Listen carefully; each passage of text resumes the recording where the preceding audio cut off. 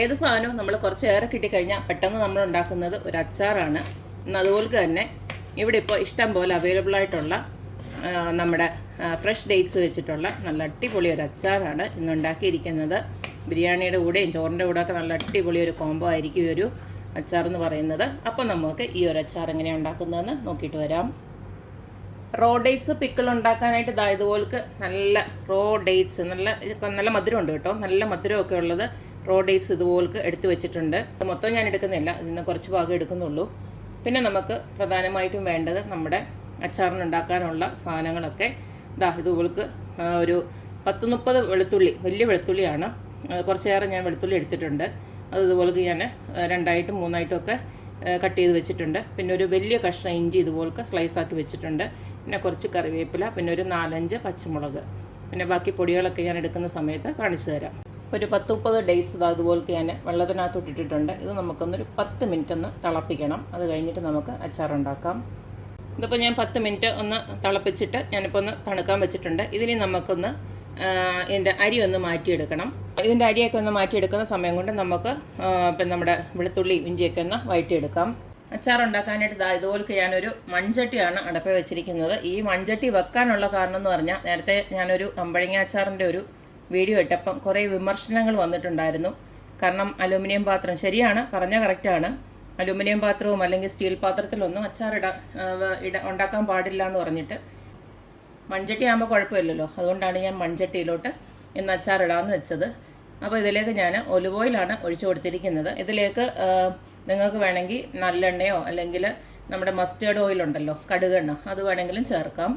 എണ്ണ ചൂടായി വരുമ്പോൾ നമുക്ക് ഇതിലേക്ക് കുറച്ച് കടുകും അതുപോലെ തന്നെ കുറച്ച് ഉലുവയോടെ ഇട്ട് കൊടുക്കാം. കടുക് ഉലുവയൊക്കെ അതുപോലെ പൊട്ടി വരുന്നുണ്ടെ നമുക്ക് ആദ്യമേ വെളുത്തുള്ളി ഒന്ന് ഇട്ട് കൊടുക്കാം.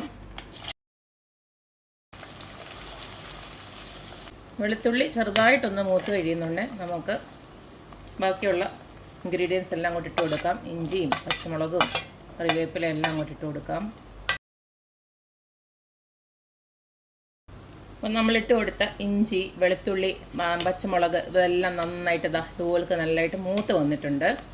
ഈ സമയത്ത് നമുക്കിതിലേക്ക് തീ കുറച്ച് വെച്ചിട്ട് പൊടികളൊക്കെ ഒന്ന് ഇട്ട് കൊടുക്കാം. ആദ്യം തന്നെ ഒരു 1/4 ടീസ്പൂണ് മഞ്ഞൾപ്പൊടി ഇട്ട് കൊടുക്കുകയാണ്. എരിവിന് ആവശ്യമായിട്ടുള്ള മുളക് പൊടി, ഓൾറെഡി പച്ചമുളക് ചേർത്ത് കൊടുത്തിട്ടുണ്ടല്ലോ, അപ്പം കുറച്ച് ഇട്ട് കൊടുത്താൽ മതി. ഒരു 2-3 ടീസ്പൂണ് മുളക് പൊടി ഇട്ട് കൊടുക്കാം. നമ്മൾ ആദ്യമേ ഉലുവ ഇട്ടിട്ടുണ്ടായിരുന്നു, എന്നാലും കുറച്ച് ഉലുവാപ്പൊടി ഇട്ട് കൊടുക്കുകയാണ്. ഒരു 1/4 ടീസ്പൂണോളം ഉലുവ വറുത്ത് പൊടിച്ചതാണ്. അടുത്ത നമുക്ക് ഇതിനകത്ത് ആവശ്യമായിട്ടുള്ള ഉപ്പിട്ട് കൊടുക്കുകയാണ്. 1-2 ടീസ്പൂൺ ഇട്ട് കൊടുക്കാം. അടുത്ത നമുക്ക് ഇതിലേക്ക് ഇട്ട് കൊടുക്കാനുള്ളത് കായപ്പൊടിയാണ്. 1 ടീസ്പൂൺ വരെ ഇട്ട് കൊടുക്കാം. കായത്തിൻ്റെ മണം നമുക്ക് അച്ചാറിനകത്ത് നല്ലൊരു മണവും നല്ലൊരു ടേസ്റ്റുമാണ് കിട്ടുന്നത്. ഇതിലായിട്ട് ഒന്ന് ചെറുതായിട്ടൊന്ന് പൊടിയൊന്ന് മൂത്തതിന് ശേഷം നമുക്ക് അരിഞ്ഞു വെച്ചിരിക്കുന്ന ഇതുപോലെ ഞാൻ അരിഞ്ഞു വെച്ചിട്ടുണ്ട് നമ്മുടെ ആ ഡേറ്റ്സ്, ഇതെല്ലാം അങ്ങോട്ട് ഇട്ട് കൊടുക്കാം. ഈ ഡേറ്റ്സ് ആദ്യമേ ഒന്ന് നമ്മൾ തിളപ്പിക്കാം, 10 മിനിറ്റ് ഒന്ന് തിളപ്പിക്കണമെന്ന് പറയുന്നത്. ഇതിന് പച്ച ഡേറ്റ്സ് ആയതുകൊണ്ട് തന്നെ ഇതിനൊരു കറച്ചവയുണ്ട്, അപ്പോൾ അത് പോയി കിട്ടാൻ വേണ്ടിയിട്ടാണ്. ഈ ഡേറ്റ്സിൻ്റെ അരിയുന്നതൊക്കെ നിങ്ങളുടെ ഇഷ്ടത്തിന് അരിഞ്ഞോ. ഞാനിപ്പോൾ ഇതുപോലെ എളുപ്പത്തിന് വേണ്ടിയിട്ട് ഇങ്ങനെ അരിഞ്ഞതേ ഉള്ളൂ. അടുത്തതിലേക്ക് ഞാൻ കുറച്ച് വിനാഗിരി ചേർത്ത് കൊടുക്കുകയാണ്. ഇത് ഏതായാലും നമുക്ക് എളുപ്പമൊന്നും തീരില്ല, കണ്ടില്ലേ. അതുപോലെ 1 ടേബിൾ സ്പൂണ് വിനാഗിരി കൂടെ ചേർത്ത് കൊടുത്തിട്ടുണ്ട്. എന്നിട്ട് ഇതെല്ലാം കൂടെ ഒന്നുകൂടെ നല്ലതായിട്ടൊന്ന് ചൂടായി കഴിയുമ്പോൾ നമുക്ക് സ്റ്റൗ ഓഫ് ചെയ്യാം. ഈ സമയം നമുക്ക് ഉപ്പും നമ്മുടെ കായത്തിൻ്റെയും പിന്നെ ഉലുവയുടെയൊക്കെ മണം ഉണ്ടോ എന്ന് നോക്കിയിട്ട് വേണമെങ്കിൽ ഇച്ചിരി കൂടെ ആഡ് ചെയ്യാം. ഞാനിത് ഫസ്റ്റ് ടൈമാണ് ഉണ്ടാക്കുന്നത്. എനിക്ക് നവാസാണ് പറഞ്ഞു തന്നത് ഇതുപോലെയാണ് ചെയ്യേണ്ടത്. അച്ചാറിടാൻ അറിയാം, പക്ഷേ ഇത് ആദ്യമായിട്ടാണ് ഈ പറഞ്ഞ പോലെ നമ്മൾ ഫ്രഷ് ഡേറ്റ്സ് വെച്ചിട്ട് ആദ്യമായിട്ടാണ് അച്ചാറിടുന്നത്. എന്തായാലും നല്ല അടിപൊളി ടേസ്റ്റാണ്. ഇപ്പോൾ ഇവിടെ ഈ ചൂട് സമയമല്ലേ, ചൂട് സമയത്ത് ഇതുപോലത്തെ ഡേറ്റ്സ് ഒരുപാട് കിട്ടുന്ന സമയമാണ്. ഇപ്പോൾ ഇവിടെ മാത്രമല്ല, നാട്ടിൽ ഇതുപോലെ തന്നെ ഇതുപോലത്തെ നമുക്ക് ഈ കൊലയായിട്ടുള്ള ഡേറ്റ്സൊക്കെ ഇഷ്ടംപോലെ അവൈലബിൾ ആണ്. അപ്പോൾ എല്ലാവരും ഇതുപോലത്തെ കിട്ടുവാണെങ്കിൽ ഒന്ന് ഉണ്ടാക്കി നോക്കണം. കാരണം എന്ന് വെച്ച് കഴിഞ്ഞാൽ ഇത് പ്രിസർവേറ്റീവ് ഒന്നും ചേർക്കാതെ നല്ല ഡേറ്റ്സ് ആണ്. വെറുതെ കഴിക്കാൻ പോലും നല്ല രുചിയായിരുന്നു ഈ ഒരു ഡേറ്റ്സ്. നമുക്ക് കുറേ ഏറെ കിട്ടുമ്പോൾ നമുക്ക് വേറെ ഒന്നും ചെയ്യാനില്ലല്ലോ. അപ്പോൾ ഇതുപോലെ അച്ചാറൊക്കെ ആക്കി വെച്ച് കഴിഞ്ഞാൽ ചോറിൻ്റെ കൂടെയും ബിരിയാണിയുടെ ഒക്കെ കൂടെ നല്ല അടിപൊളി ഒരു കോമ്പിനേഷൻ ആയിരിക്കും ഈ ഒരു അച്ചാർ. ഇപ്പം കണ്ടില്ലേ, ഇത്രയേ ഉള്ളൂ, ഈസിയാണ്. ഇപ്പം ഞാൻ സ്റ്റൗ ഓഫ് ചെയ്യുകയാണ്. ഇതിനെ ഇരുന്ന് ആ ഒരു ചൂടിൽ ഇതൊന്നും കൂടെ ഒന്ന് വെന്ത് കിട്ടും. ഇതിപ്പോൾ ഇച്ചിരി ഒരു കട്ടിയായിട്ടാണ് ഇരിക്കുന്നത്, എന്നാലും കുഴപ്പമൊന്നുമില്ല. ഇതിരുന്ന് ഒന്നുകൂടെ ഒന്ന് വെന്തോളും.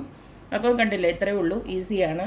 അപ്പോൾ എല്ലാവരും ഇതുപോലൊക്കെ ഒന്ന് ട്രൈ ചെയ്ത് നോക്കുക, അഭിപ്രായങ്ങളൊക്കെ അറിയിക്കുക.